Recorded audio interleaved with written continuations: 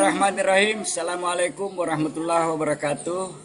Waalaikumsalam warahmatullahi wabarakatuh. Waalaikumsalam warahmatullahi wabarakatuh. Hari ini saya tunjuk saudara Keting menjadi host sekaligus juga moderator yang akan memoderatori perkuliahan ini hingga selesai nanti.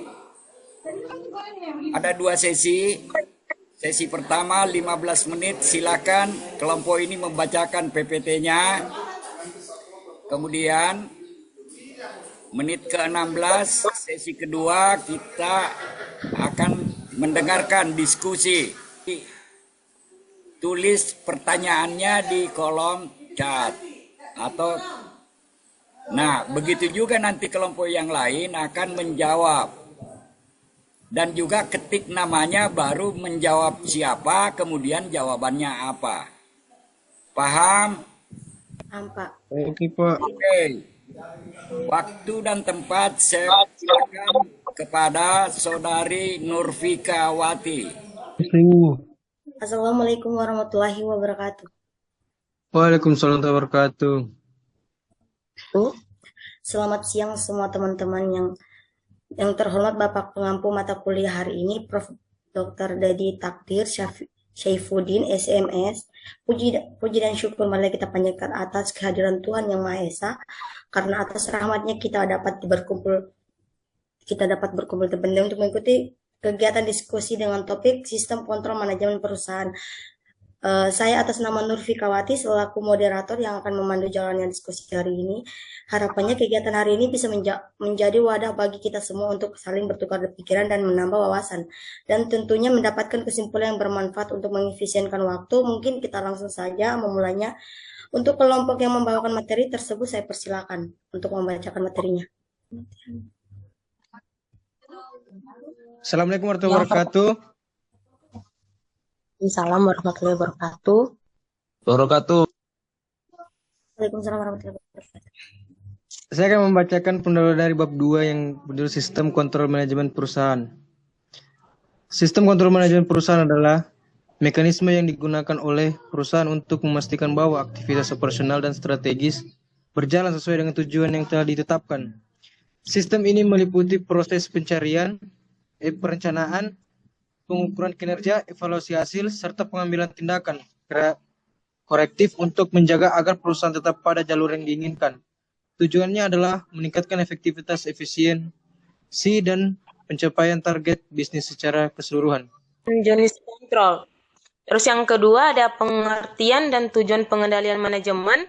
Yang ketiga ada hubungan antara pengendalian manajemen dan bidang terkait. Terus yang pertama itu kontrol dan jenis kontrol. Kontrol adalah sistem manajemen perusahaan, adalah proses untuk memastikan bahwa aktivitas dan hasil kerja berjalan sesuai dengan rencana, standar, dan tujuan yang telah ditetapkan. Terus yang kedua tuh jenis kontrol. Ada 3 jenis kontrol yang perlu diketahui. Yang pertama, jenis kontrol berdasarkan subjek kontrol. Jenis kontrol berdasarkan subjek kontrol adalah pengelompokan kontrol yang dilihat dari apa atau siapa yang dikendalikan dalam perusahaan. Yang kedua, jenis kontrol berdasarkan proses. Berdasarkan proses adalah pengelompokan kontrol yang dilihat dari tahapan atau fase dalam proses kerja yang dikendalikan. Yang ketiga, jenis kontrol berdasarkan isi.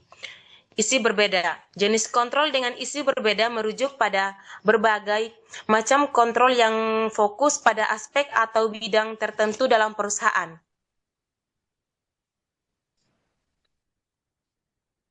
Baik, selanjutnya, pengertian dan tujuan pengendalian manajemen. Pengendalian manajemen adalah suatu proses yang dipengaruhi oleh pengontrol internal untuk memberikan jaminan yang masuk akal atas aktivitas manajemen yang efektif. Yang kedua, tujuan pengendalian manajemen. Tujuan dari pengendalian manajemen adalah untuk menerapkan strategi sehingga tujuan organisasi dapat mencapai secara khusus. Tujuan pengendalian manajemen adalah untuk mengkoordinasikan kegiatan organisasi untuk memastikan pencapaian tujuan organisasi.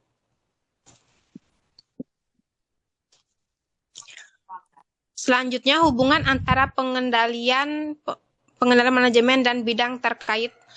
Pengendalian manajemen dan pengendalian akuntansi.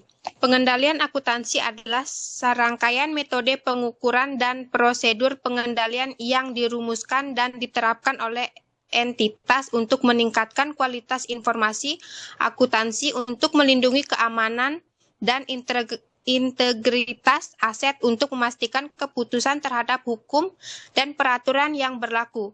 Kedua, pengendalian manajemen dan audit internal. Pengendalian manajemen berfokus pada efektivitas dan efisiensi operasi, dan audit internal terkait erat dengan pengendalian manajemen karena karakteristiknya yang menjadi entitas audit internal secara bertahap masuk ke dalam pengendalian manajemen dan telah menjadi pendekatan yang diperlakukan atau sarana pengendalian manajemen. Oke, itulah tadi pemaparan materi sistem kontrol manajemen perusahaan untuk teman-teman semua yang hadir dalam diskusi hari ini. Saya persilakan untuk mengajukan pertanyaan kepada kelompok yang membawakan materi tersebut. Baik, saya akan menjawab pertanyaan dari Diki Rivaldi. Pertanyaannya, bagaimana kita bisa mengetahui bahwa sistem pengendalian manajemen ini berhasil diterapkan di sebuah perusahaan? Apakah ada faktor yang menentukan dalam keberhasilan dari penerapan ini?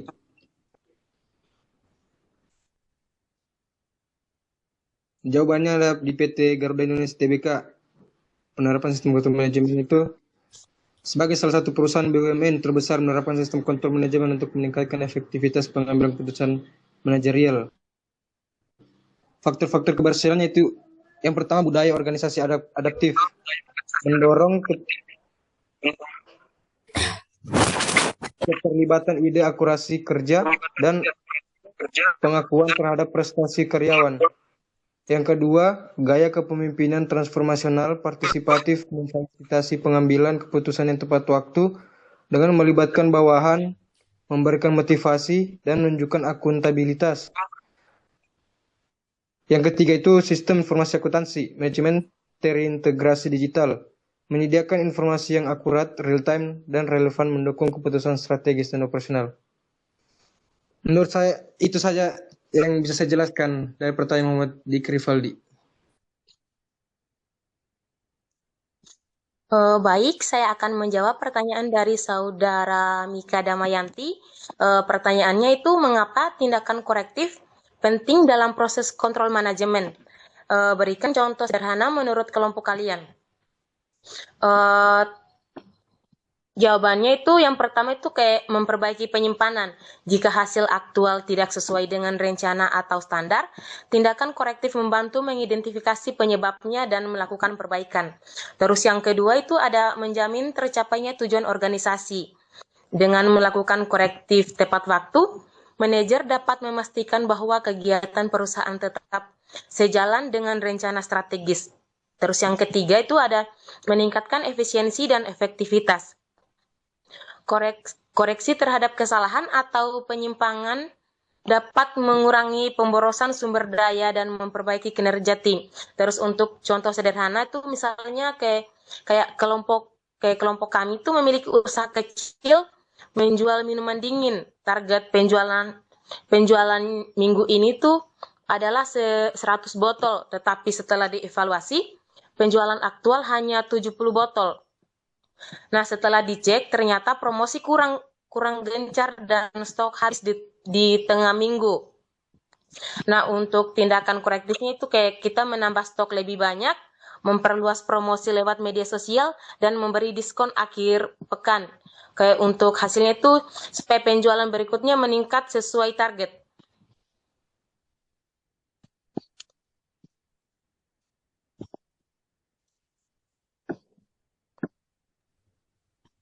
Itu jawaban dari kelompok kami. Saya kembali ke Saudara Mika Damayanti. Baik. Jawabannya saya terima. Baik, saya akan menjawab pertanyaan dari Ayuniken. Pertanyaannya yaitu berikan contoh kasus nyata dari perusahaan yang Anda ketahui yang menunjukkan keberhasilan penerapan sistem kontrol manajemen lalu Jelaskan faktor apa yang membuatnya berhasil. Contoh kasus, keberhasilan penerapan sistem kontrol manajemen di PT Toyota Motor Manufacturing Indonesia. Yang pertama, latar belakang. PT Toyota Motor Manufacturing Indonesia adalah perusahaan otomotif yang memproduksi dan mengekspor kendaraan Toyota dalam menghadapi persaingan global dan tuntunan kualitas tinggi. Perusahaan menerapkan sistem kontrol manajemen yang ketat dan terintegrasi. Kedua, bentuk sistem kontrol yang diterapkan.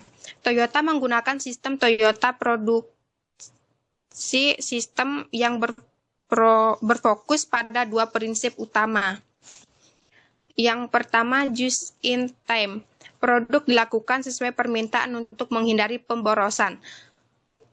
Terus, JIDOKA, pemberian otoritas kepada pekerja untuk menghentikan proses produksi jika terjadi kesalahan agar kualitas tetap terjaga.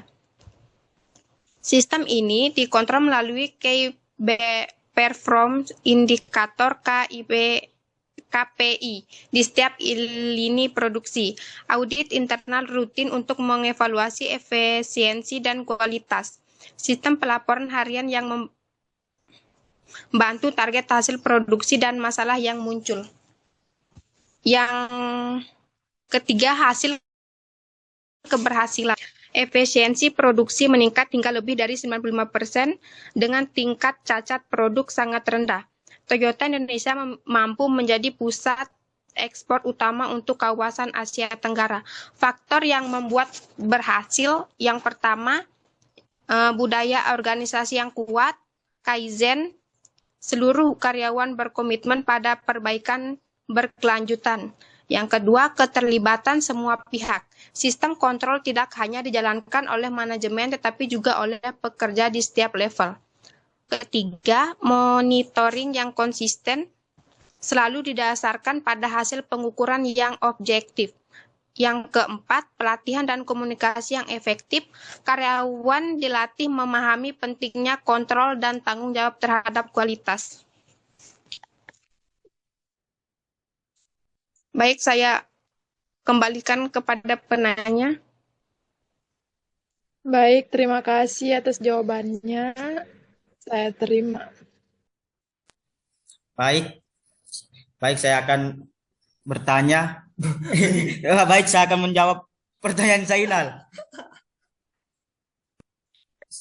Seberapa besar pengaruh budaya organisasi terhadap aktivitas penerapan sistem kontrol manajemen? Jawabannya, pengaruh budaya organisasi terhadap efektivitas sistem kontrol manajemen. Budaya organisasi memiliki pengaruh yang sangat besar terhadap aktivitas penerapan sistem kontrol manajemen. Terus, selanjutnya, dukungan terhadap kontrol. Jika budaya organisasi mendukung kontrol, karyawan akan lebih cenderung menerima dan memenuhi sistem kontrol manajemen. Ya, selanjutnya, transparansi dan akuntabilitas. Budaya organisasi yang menekankan transparansi dan akuntabilitas akan mendorong karyawan untuk jujur dalam melaporkan kinerja mereka dan bertanggung jawab atas tindakan mereka. Selanjutnya, inovasi dan perbaikan berkelanjutan. Budaya organisasi yang mendorong inovasi dan perbaikan berkelanjutan akan membuat karyawan lebih termotivasi untuk mencari cara-cara baru untuk meningkatkan kinerja mereka. Ya, selanjutnya lagi, kolaborasi dan komunikasi budaya. Organisasi yang mendorong kolaborasi dan komunikasi akan membuat lebih mudah bagi karyawan untuk berbagi informasi dan bekerja sama untuk mencapai tujuan bersama. Etika dan integritas budaya. Organisasi yang menekankan etika dan integritas akan mendorong karyawan untuk bertindak dengan jujur dan adil. Ya, sekian dan terima kasih saya atas jawaban dari Zainal. Saya kembalikan dari Zainal. Oke, makasih sudah menjawab. Dan untuk pertanyaannya saya terima. Baik, saya akan menjawab pertanyaan dari Adrian. Bagaimana perusahaan bisa menerapkan kontrol tanpa membuat karyawan merasa diawasi terus-menerus dan kehilangan kepercayaan? Jawabannya, menerapkan kontrol yang efektif tanpa menghilangkan kepercayaan karyawan. Yang pertama, transparansi tujuan dan harapan.